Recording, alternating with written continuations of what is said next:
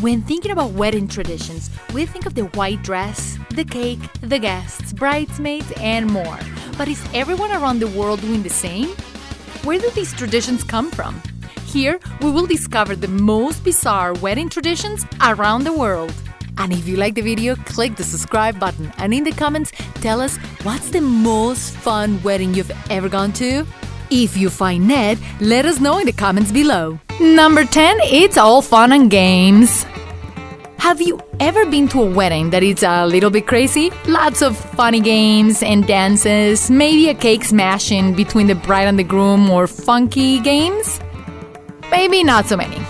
Most brides want order during the ceremony and be the center of attention when the entry song begins. But in India, things are a little bit different. Imagine two teams ready to go and do anything to win. Sounds messy? That's for sure. So here are the rules of engagement. Right before the ceremony begins, the groom takes his shoes off. This is like the bell in any game, indicating the beginning of a match. And as soon as the groom takes his shoes off, the bride's side of the family will then rush to steal the shoes while the groom's family works together to protect them. The purpose? I guess to make it more entertaining and perhaps settle any scores with a rugby-style game of couple of 100 people on each team. Number 9, do as the Romans do. In the US, when thinking about getting married, you may begin by picking a date you and your spouse want to celebrate the special day with favorite people, music, and food. Most of the weddings we go to are during late spring and summer, but it may not be exactly the perfect weather that inspired our ancestors and modern friends to choose this time of the year to celebrate love. It may all have to do with the ancient Romans. The Romans have a long list of traditions dictated by their gods.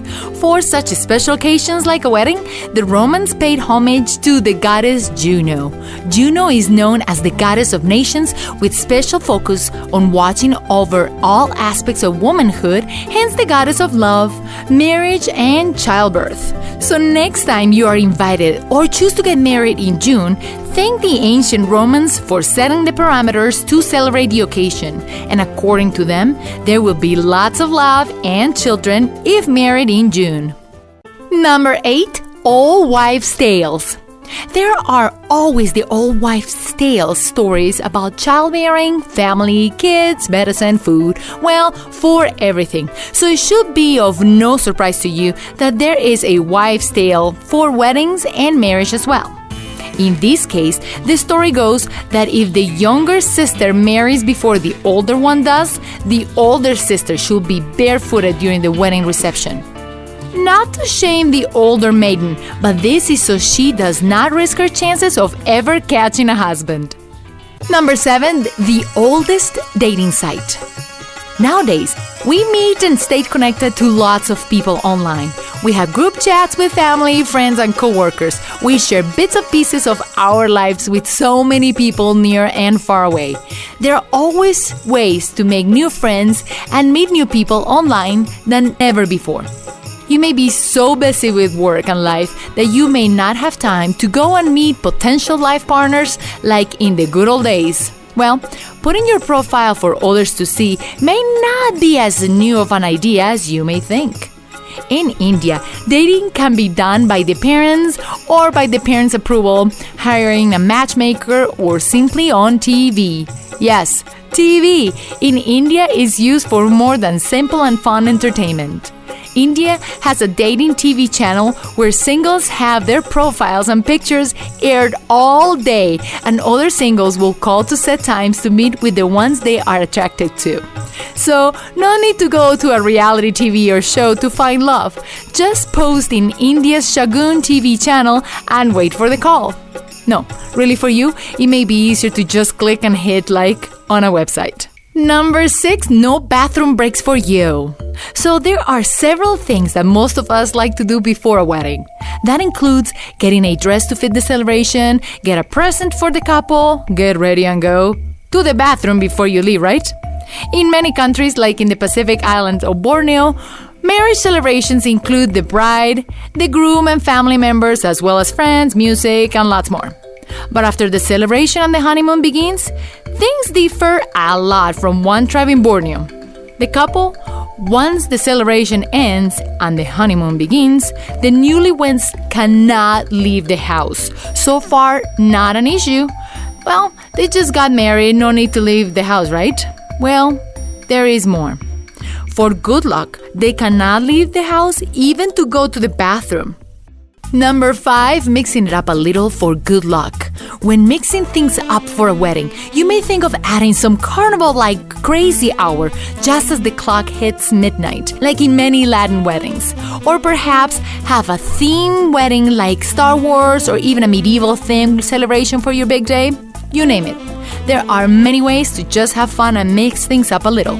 But other countries may have a different idea of how to mix things up. The Danish and the heroic Spartans truly did have a twist more than you think. In order to confuse demons and evil spirits, Danish grooms will actually wear the big white dress. Okay, at that time it was not big or white. While the bride will be smoking it up with what will traditionally be the groom's outfit. But knowing the Spartans, they will not stop there. They knew how to take a step further. The brides not only dressed up as grooms, but also had to shave their heads. Now, I wonder how those traditions will be taken by the rest of the Western world. Number 4, protecting your investment. When planning a wedding, there are so many things to focus on. Make sure you have a good photographer, great music, and of course the dress, and above all, your family and friends. There is a fighting chance that where people sit during the ceremony may have not even crossed your mind. In a traditional Christian wedding, when entering a church or temple, have you noticed that there is a side for the bride side as well as the groom side? Well, there is a significant reason, and it is not to see who has more friends and family. It was common for suitors to try to steal a woman for marriage. So in order to protect her from being taken by others, a groom will stand to the bride's right side. There is a reason, not because he is right and she is not, but because the groom needed to have his strong hand, most often the right being the dominant one, to fight anyone who was willing to fight him to steal her before he got a chance to marry her. Number 3, all gone down the toilet. There are so many things that we do for our friends and family during and after a wedding reception. We may go to a couple shower or have a celebration with friends before the big day. But none can top the French tradition in the nasty category. After the reception, most people leave and actually go to bed, letting the newlyweds start their lives together as husband and wife. But no, why will they just let the tired couple be? If you're attending a wedding in France, how will you make sure the happy couple have good luck in the future and the endurance to close the deal? The answer is simple. You wish them good luck by the délicieux toilet la soupe. It sounds like a delicious soup, doesn't it? But in the toilet. Goodness, the lucky couple must ingest the gatherings of all the leftover food, alcohol, and enough gross things. The grosser the better. The wedding party mixes them all nicely into a soup in a toilet bowl. The life-size kind. If they want good luck and fuel a fantastic night ahead, they must drink and I guess eat all the mixings in the bowl. Thank goodness things have changed and they may just simply mix all the alcohol and sweeter things or just have them eat the bowl filled with chocolate. Still brown and from a toilet though. Number 2, bidding him good luck. As we have seen in many countries, traditions don't have to make sense to us. They're just part of what makes us unique. In this case, uniqueness is the key ingredient in this bizarre tradition. In Korea, their wedding celebrations don't just end in a goodbye and thank you for coming. It does not involve the French toilet soup either, but it does involve some slappings coming from the groom's friends. I can almost say that with certainty that most grooms are looking forward to retiring after the wedding ceremony and reception. But before a Korean man can go and enjoy his new life with his bride, the wedding party will grab him, remove his shoes and socks. But it does not end there.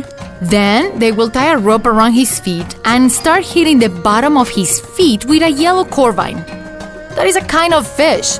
It is not like they're abusing the poor guy, just testing his strength and knowledge with a series of questions followed by the slapping of the fish. The purpose for such is to make sure he does not disappoint. Well, it's to make him stronger before the first night. Since the fish can get a little stinky and smelly for some, Koreans have also chosen to just use a cane or simply a stick. Number 1, kissing while away. When you go to a wedding, there are plenty of opportunities to make sure the newlyweds kiss. One way is by clinking the glasses every possible opportunity the guests get, or after the toast or cutting the cake. But what about making the guests do the kissing instead? This is one wedding tradition you want to be invited to. In Sweden, weddings can get a little sweeter and slimier, and this is how it goes. During the reception, every time either the bride or the groom leaves the room to go to the bathroom, the guests begin the kissing frenzy until either one of them returns. I told you it was sloppy. Marriage rituals around the world discovered. What else would you like to explore? Let me know and click the like button. Thank you again for watching.